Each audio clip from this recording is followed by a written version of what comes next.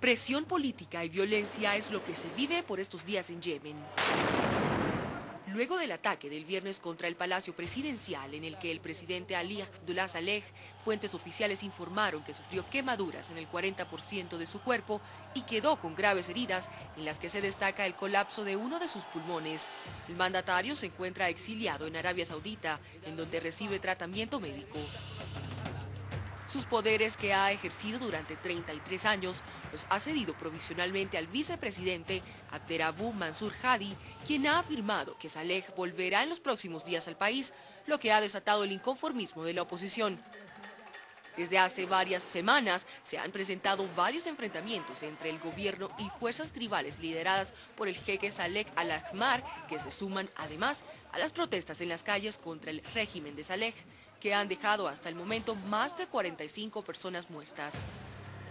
Pero ¿cuál será el futuro de Yemen? ¿Qué le espera a este país en los próximos días? Los manifestantes se han reunido a las afueras de la vivienda del vicepresidente para exigirle que forme un consejo que cree un nuevo gobierno y que reemplace a Saleh. El pueblo quiere formar un consejo de transición. No dormiremos, no nos sentaremos hasta que se forme el consejo. En las protestas se gritaba que la revolución es yemení, no del Golfo Pérsico y mucho menos estadounidense. ¿Pero significa esto que se acabó la era de Saleh en Yemen?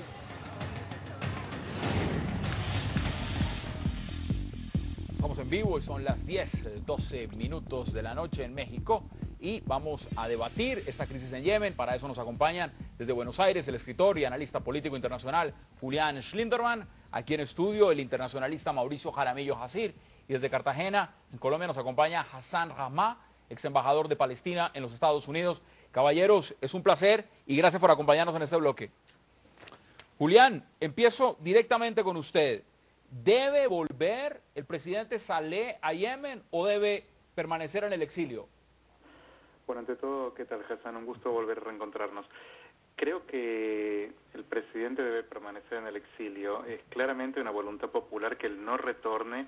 Se lo había manifestado a través de manifestaciones pacíficas públicas reiteradas veces, hasta que finalmente su insistencia en repudiar un acuerdo de intermedio gestado por Arabia Saudita, que incluía su inmunidad y su protección, de modo que él no iba a ir a cárcel, pero cedía el poder, también lo ha repudiado, y finalmente esto motivó una acción violenta terrible, donde, bueno, él está mal herido y debió ser exiliado para ser hospitalizado en Arabia Saudita.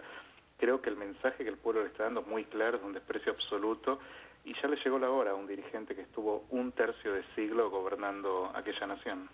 Embajador Rahma, ex embajador de Palestina en los Estados Unidos, en el marco de lo que es esta primavera árabe, de lo que ha ocurrido en Egipto, de lo que ha ocurrido en Libia, de lo que está pasando en Siria, ¿cree usted que el presidente Saleh debe permanecer en Arabia Saudita y no regresar? Definitivamente el presidente Saleh ha impedido durante los 33 años de su gobierno el progreso social, político y económico, y esto lo ha exigido el pueblo yemení. Por lo tanto, creo que hay que poner fin a su gobierno y que deja que el pueblo yemení determine quién va a ser el gobierno futuro de Yemen que lo puede llevar al siglo XXI. Mauricio, hay que entenderlo también dentro de los intereses que representa no solo para los Estados Unidos, sino que representa para Arabia Saudita. Arabia Saudita es el más preocupado y es el que le está dando abrigo en este momento al presidente Saleh. Ahora, ¿usted cree que se va a dar ese consejo de transición que tanto está pidiendo el pueblo en Yemen, dentro de un marco también de 5 meses de protestas, donde Naciones Unidas no ha querido intervenir de manera radical, de manera clara, a través de sanciones, como lo ha hecho en Libia, a través de una zona de exclusión aérea? ¿Usted cree que debe permanecer en el exilio? Sin duda alguna, digamos, coincido con lo que han dicho los antecesores. Creo que es imposible pensar en un escenario político viable si retorna Ali Abdullah Saleh. Ahora, hay algo que yo quisiera mencionar y que no se ha dicho mucho en los medios de comunicación, y es ¿por qué estalla hasta ahora? Porque antes los medios de comunicación no habían dicho nada. Y me parece que es una crisis que viene de la euforia con la que se reunifica Yemen en los años 90 y se piensa que es un escenario donde ha triunfado el liberalismo sobre el socialismo. Acordémonos que Yemen del Sur fue uno de los ejemplos de socialismo árabe. Lo que nunca pudo conseguir el norte en el sur fue un control efectivo, fue un control legítimo, y lo que esta crisis demuestra, a todas luces, a mi entender, es un fracaso rotundo en la lucha en contra del yihadismo que había entablado el presidente yemení. Creo que si no hay un acuerdo de reconciliación nacional en el que se involucren, digamos así, los partidos islámicos, lo que se entiende como terrorismo islámico de una manera equivocada, no vamos a tener un Yemen que Pero sea viable. con ese fracaso que usted menciona quiere decir también que desaparece el islamismo radical, el terrorismo que alega Estados Unidos, que alega la comunidad internacional, que alega Gran Bretaña, que está en Yemen y que permanece en Yemen y que de una u otra manera el presidente Saleh era el muro de contención frente a esos grupos?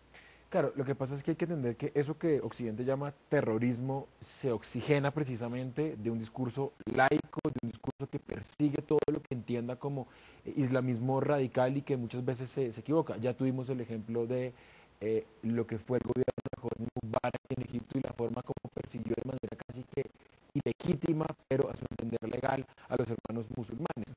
No se puede cometer ese mismo error en Yemen y creo que el error de Abdullah Saleh pues lo está pagando muy caro con lo que está ocurriendo. Embajador Rama, ¿usted está de acuerdo con lo que dice Mauricio Jaramillo aquí en estudio?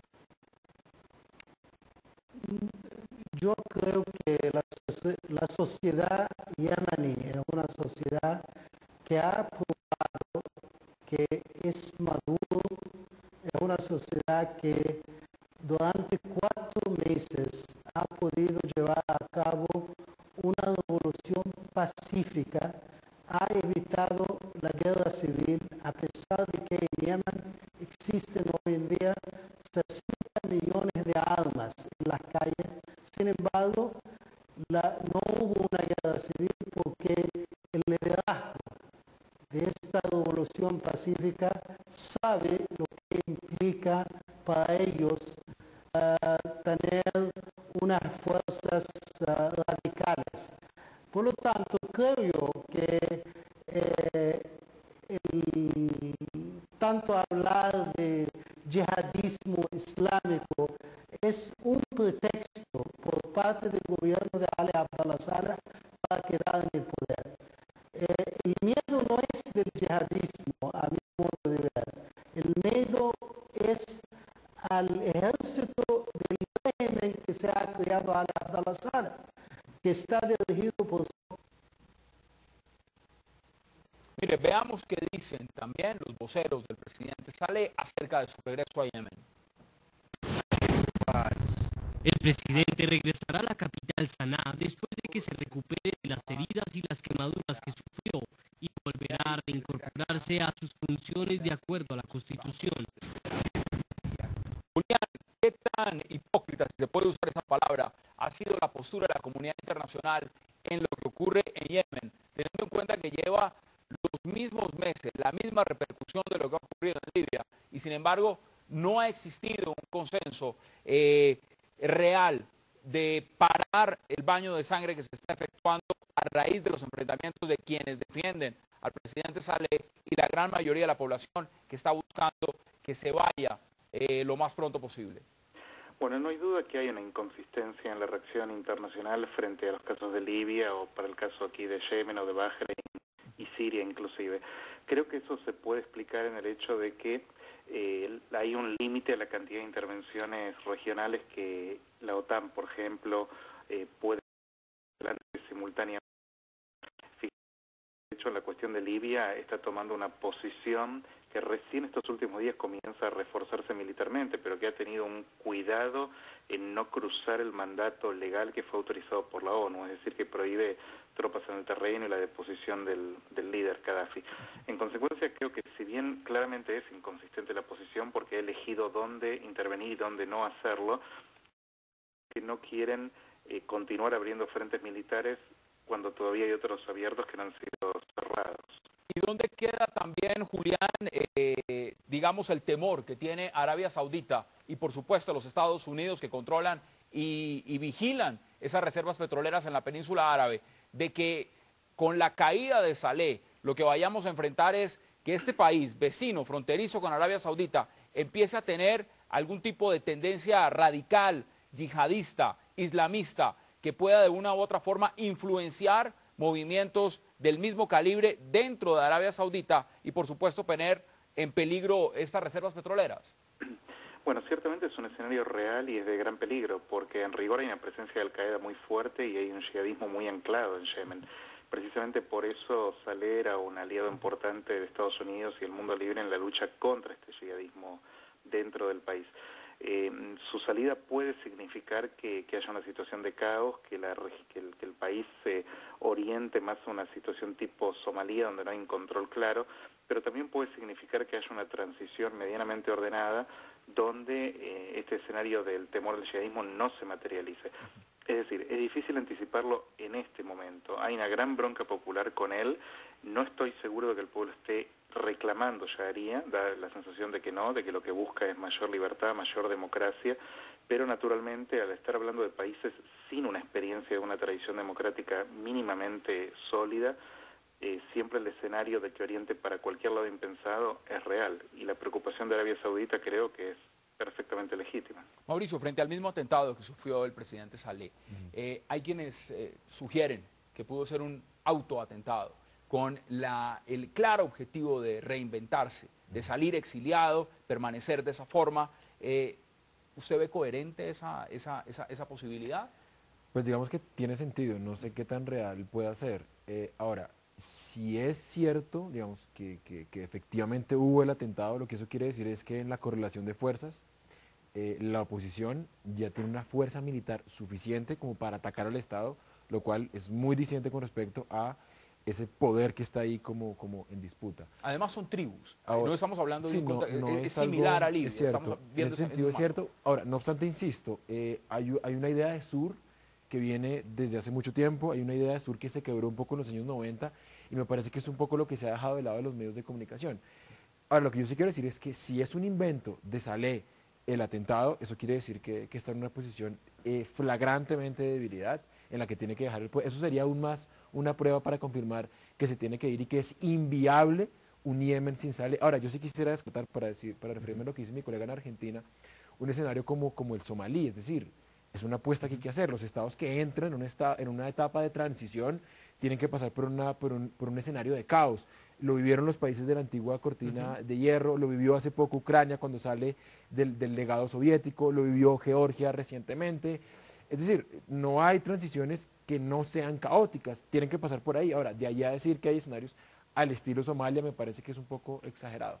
Embajador Rame, brevemente también, ¿está usted de acuerdo con esa posición? ¿Es válido el argumento cuando se dice que pudo ser un bombardeo, que es decir, que se trató del propio presidente Saleh quien fingió este atentado? ¿Cómo lo ve usted? No lo creo. Personalmente no creo que es auto hecho por el presidente Ali Abdullah Saleh.